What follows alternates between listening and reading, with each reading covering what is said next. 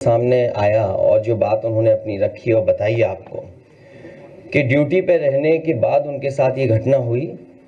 अधिकारी तमाम दबाव बनाते हैं और अब साजिश ये रची जा रही है कि वो ड्यूटी पे ही नहीं थे, पहले ही रिलीफ दिखा रहे हैं और जिस स्कूल में वो जिस जगह पढ़ा रहे थे उस संस्था पर भी, वहां पर भी दबाव बनाया जा रहा है और कहा जा रहा है कि आप कह दीजिए बीमार हैं पहले से ही।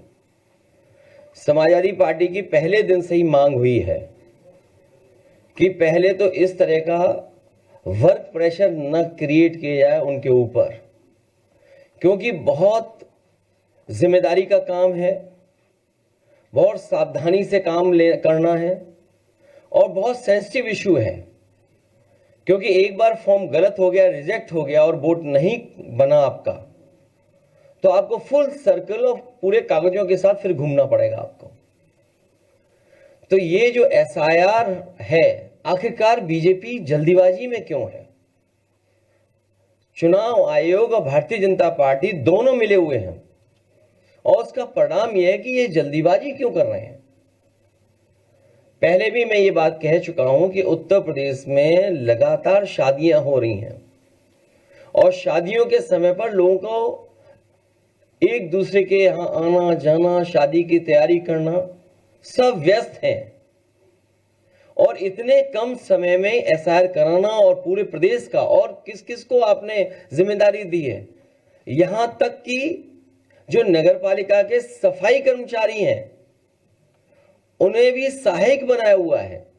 अब आप सोचिए, इतना बड़ा फॉर्म है, इतना टेक्निकल चीजें उसके अंदर हैं कि अगर मान लीजिए बीएलओ नहीं कर पा रहा है तो उसके लिए सहायक बनाया गया सफाई कर्मचारी।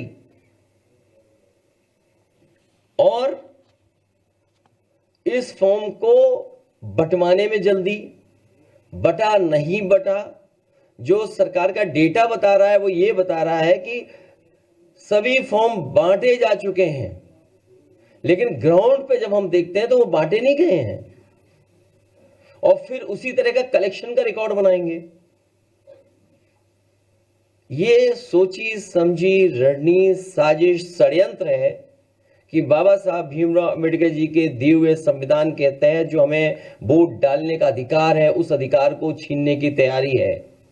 एसआईआर के बहाने वोट डालने का अधिकार छीन रहे हैं, आरक्षण छीनेंगे, आपकी पहचान छीनेंगे, आपके ऊपर उल्टे सीधे दबाव बनाएंगे। जब सरकार के लोग इसी बात पे दबाव बना रहे हैं कि वो ड्यूटी पे ही नहीं थे, पहले से ही बीमार थे।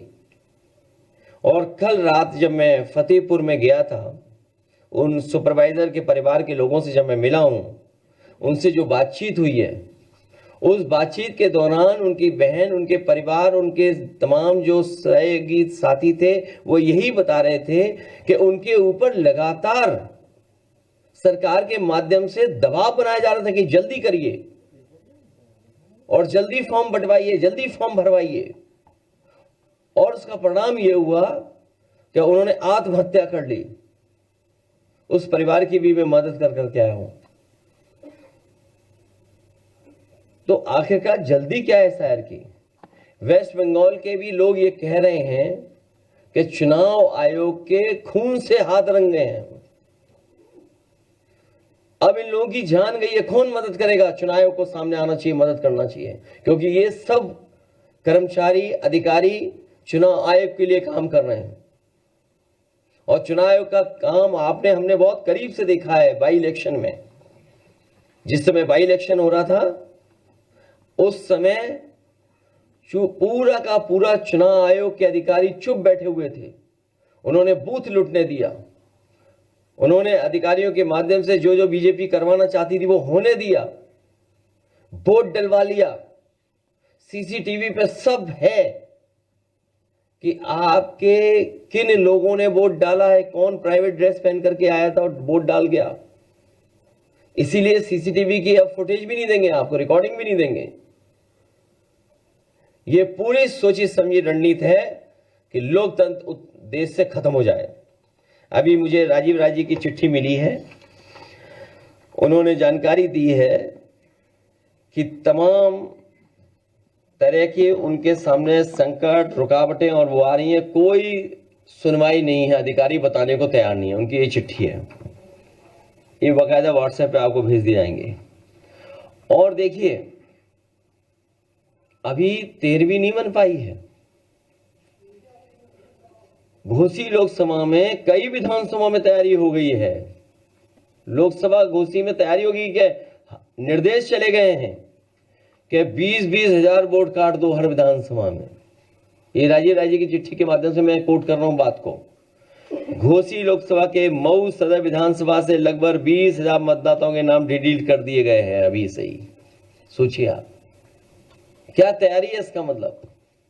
तो जो बात हम लोग कह रहे थे कि हर विधानसभा से इतने वोट काट दिए जाएंगे, जब आपका परिणाम आएगा तो आप खुद देखेंगे कि कितने हर विधानसभा से वोट काट दिए गए हैं।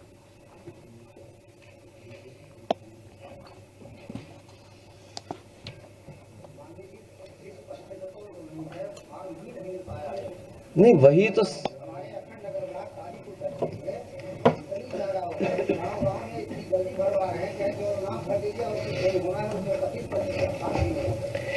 न केवल फॉर्म बल्कि कई बीएलओ लोगों को जिनको ड्यूटी पर काम करने के लिए भेजा गया है, वो लोग जानकारी ही नहीं उनके पास, ट्रेनिंग ही नहीं उनके पास। अभी मैं एक बीएलओ से मिला था, तो बीएलओ की स्थिति ऐसी थी कि शायद वो उस काम को पूरी जिम्मेदारी से नहीं कर पा रहे थे। उनके साथ एक सहायक था, उन्होंने अपने रिश्तेदार को बुला रखा था किसी दूसरे शहर से, जो कंप्यूटर इंजीनियर था। तो हमने कहा ये कौन है? बोले ये हमारी मदद करेंगे। अब आप सोचिए, स्थिति है कि बहुत सारे बीएलओ, एक तो जानकारी नहीं है, जल्दीबाजी है, और अगर जानकारी भी है तो दबाव बना रहे हैं उस पर, और जानकारी नहीं है अगर तो किसी न किसी से मदद लेकर के काम चला रहे हैं। तो आखिर इलेक्शन कमीशन क्या चाहता है, क्या करना चाहता है? और अभी जानकारी मिली है कि अभी जो वेबसाइट है उनकी, उससे किसी की भी जानकारी आप ले सकते हैं। आप जो जानकारी दे रहे हैं वो कोई भी जानकारी निकाल सकता है। जो फॉर्म भर करके हैं उसके अंदर, तो कोई भी अगर चाहेगा तो वो जानकारी ले सकता है। मोबाइल नंबर मिल जाएगा किसी का भी। और बीजेपी क्योंकि संसाधन में मजबूत पार्टी है, तो उन्होंने तो एक कंपनी हायर कर रखी है, नोएडा की कोई कंपनी है, वो उनका डिजिटल काम देख रही है, पूरा डिजिटल वोटर लिस्ट। आपको किस विधानसभा की पीडीएफ कॉपी चाहिए, वो तुरंत आपको कॉपी दे देगा। अब ये जो डिटेल है मैं आपको भेज रहा हूँ, स्क्रीन पे लगवा देता हूं मैं। कोई भी इलेक्शन कमीशन से की वेबसाइट पे जाकर के ये डिटेल निकलवा सकता है किसी के भी। तो अगर ये डिटेल निकल रहे हैं तो सोचिए, कोई भी निकाल सकता है डिटेल। इसका मतलब बीजेपी सबका डेटा इकट्ठा कर रही है, हर बूथ का मोबाइल नंबर भी इकट्ठा कर रहे होंगे लोग। तो यही तो सवाल है कि देखिए पूरा निकला, जबकि वोट तो हमारा किसी को पता भी नहीं होना चाहिए, सीक्रेट बैलेट इसीलिए बोला गया है। ये तो बोर्ड की पूरी जानकारी, आप देखिए पूरा जानकारी निकाल सकते हैं आप। मोबाइल नंबर भी आपका किसी का भी आ जाएगा। तो ये क्या कर रहे हैं इलेक्शन कमीशन वाले लोग? अभी मैं स्क्रीन पे लगवा रहा हूं, इसकी just run through in the screen. अरे रुक जाओ एक मिनट, है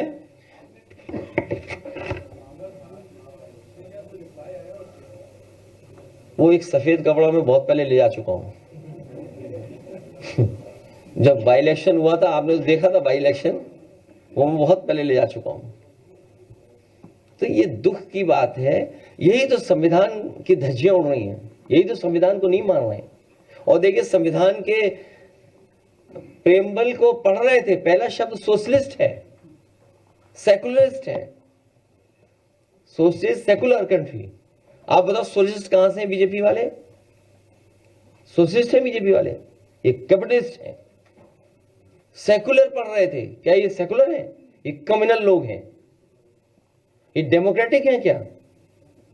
तीनों हमारे जो सिद्धांत हैं उन तीनों का हनन कर रहे हैं ये लोग बैठ कर, और प्रेम्बल पढ़ रहे थे, सोचिए आप। और संविधान की जानकारी देते देते माफिया बोल लेते दूसरे लोगों को। वो पार्ट 2 में है।